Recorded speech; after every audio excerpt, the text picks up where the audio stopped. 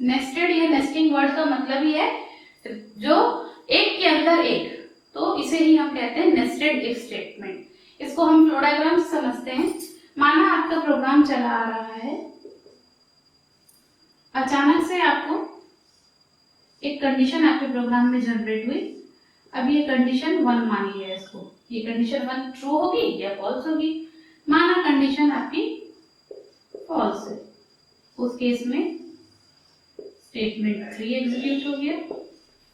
अब माना condition true है, कंडीशन के ट्रू होने पे हमें ऐसा लग रहा है कि एक और कोई कंडीशन हमें चेक करने की जरूरत पड़ रही है, तो हम यहाँ पर फिर से एक इफ लगा देंगे। ये कंडीशन 2 हो गई। अब ये कंडीशन भी या ट्रू होगी या फॉल्स होगी।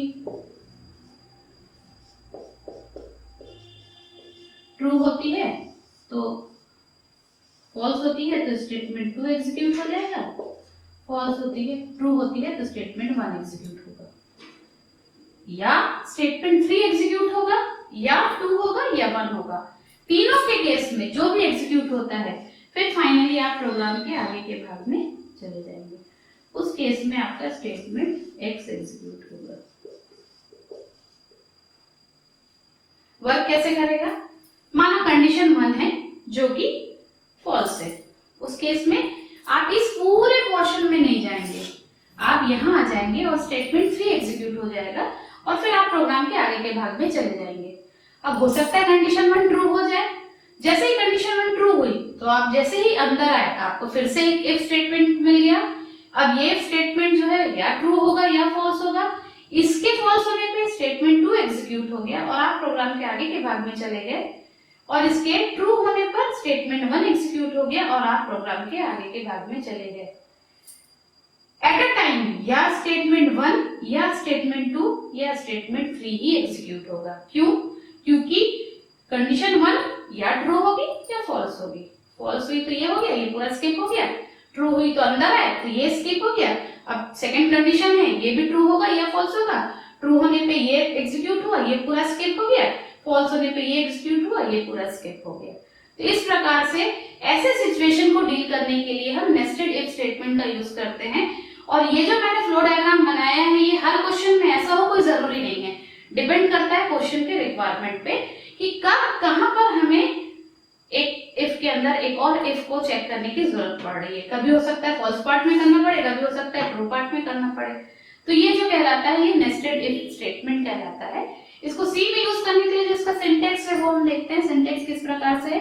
इसी डायग्राम को अगर मैं सिंटेक्स के फॉर्म में कन्वर्ट करूं तो इफ कंडीशन 1,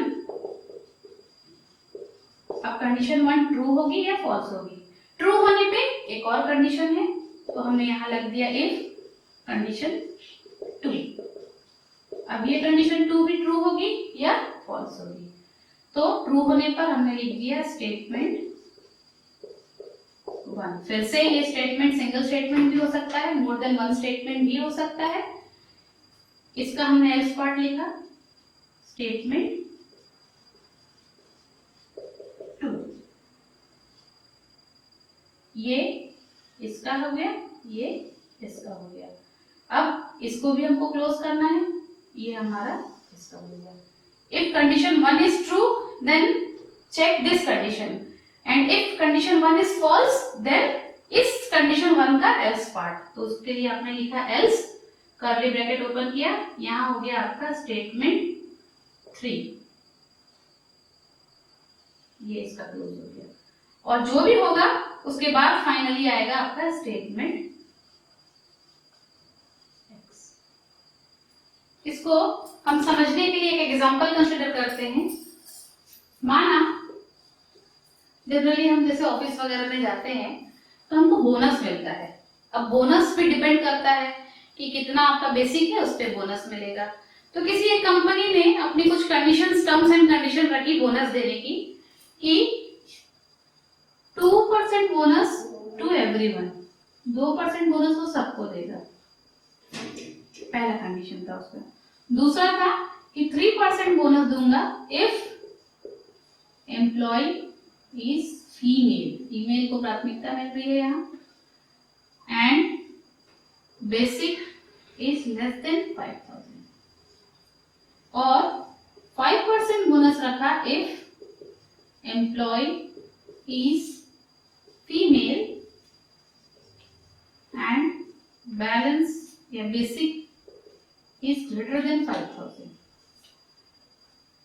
एक कंपनी है जो अपने बोनस को इन 3 कंडीशंस पे दे रहा है कि 2% बोनस वो सबको देगा, पर 3% और 5% बोनस देगा अगर जो हमारा एम्प्लॉय है वो फीमेल है, और साथ ही साथ 3% देगा अगर उसका फीमेल होने के बाद भी उसकी बेसिक जो है 5000 से कम है, और 5% देगा फीमेल है पर उसकी बेसिक 5000 से ज्यादा है। ऐसे प्रॉब्लम को सॉल्व करना है। अब यहाँ कंडीशन हम अप्लाई करेंगे, कैसे हम इस प्रॉब्लम को सॉल्व करेंगे? तो इस प्रॉब्लम को, इस टाइप की प्रॉब्लम को सॉल्व करने के लिए हम नेस्टेड इफ स्टेटमेंट का यूज करेंगे। क्यों नेस्टेड इफ का? देखो, बेसिकली जो प्रोग्राम है 2 भागों में बढ़ रहा है, एक मेल के लिए, एक फीमेल के लिए। तो 2% सबको मिल गया नहीं, मतलब कंडीशन चेक करते हैं कि एम्प्लॉय मेल है कि फीमेल है।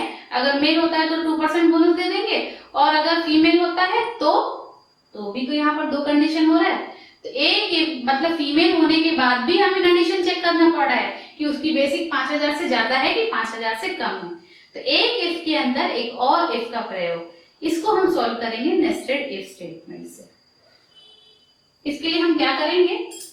इफ पहले हम चेक करेंगे कि हमारा जेंडर जो है मेल है कि फीमेल है। माना जेंडर हमारा फीमेल है, उस केस में अब फीमेल होने के बाद भी हम चेक करेंगे उसकी बेसिक जो है 5000 से ज्यादा है कि कम है।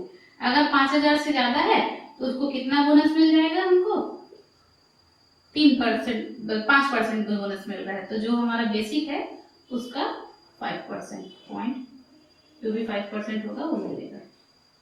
अब बेसिक अगर 5000 से ज्यादा भी है तो ऑब्वियस है बेसिक 5000 से कम होगा। उस केस में हमारा जो उसका बोनस कैलकुलेट हो जाएगा वो बेसिक का 3% हो जाएगा।